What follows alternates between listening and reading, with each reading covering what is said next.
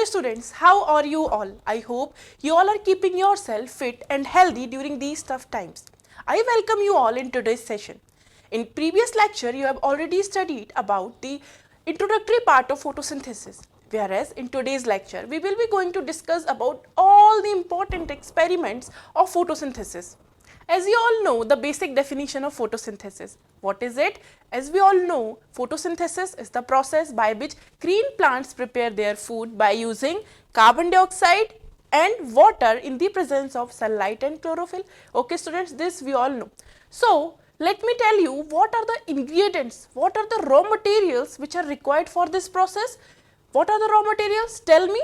The raw materials are carbon dioxide, water, chlorophyll and sunlight. Without these raw materials, the plant it will not be able to perform this process.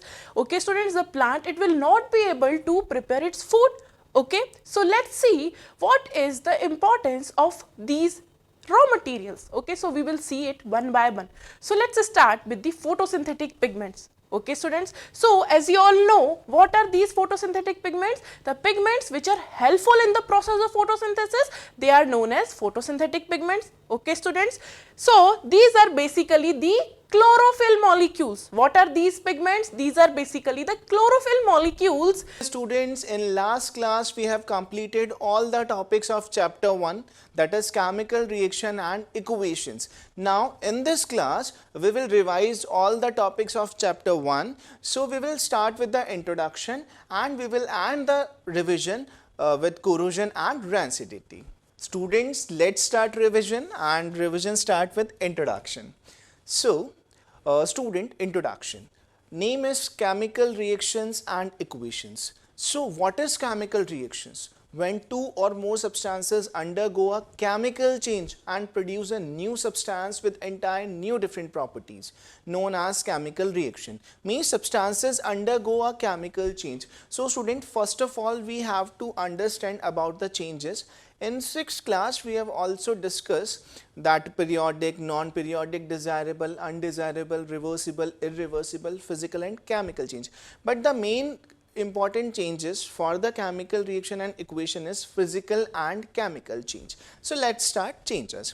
So, change is the law of nature. Yes, of course, change is very important. We also want change. For example, we are eating dal and chapati. One day, 2 day, but after the day, we will demand, Mama, I want paneer and some other vegetables, some other dishes, pasta, pizza and all. So, change is the law of nature. Hello students, in today's class, we will learn about how to solve different varieties of questions when it comes to elimination method, and also we will start the cross multiplication method. So students, let us move on to some questions. We had done one question before, now we move on to the other questions. Here, the second question is x by 2 plus 2y by 3 is equal to minus 1 and x minus y by 3 is equal to 3. These are the other questions that we are going to cover in this class. Now, let us first see this question.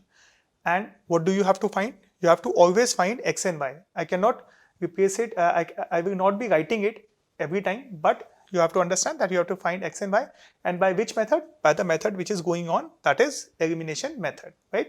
Now let us start the question. What we have learned here? For this, we have learned that we will not work with fractions and we will not work with decimals. Right? This we have learned.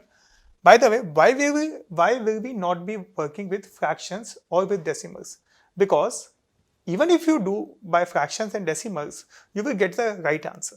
But the only reason we are avoiding it is that we have seen that a lot of students lose very easily attainable marks. Hello students, welcome to today's lecture. In today's lecture, we are going to study about electric circuit and electric resistance. So students, before moving to the topic of the lecture, we will discuss the question which we have provided you as an assignment in last lecture. Okay, the first question was, two metal spheres are at different electric potentials and they are joined by a conducting wire as shown in the figure given below.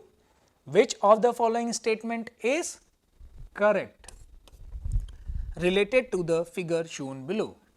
Okay, please pay attention. We are having two metal spheres, sphere A and sphere B as shown in the diagram. Now, these two spheres are connected with metal wire or conducting wire. Okay, this is the conducting wire.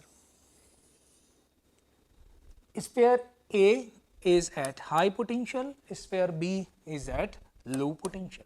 We need to check among these four which statement is correct.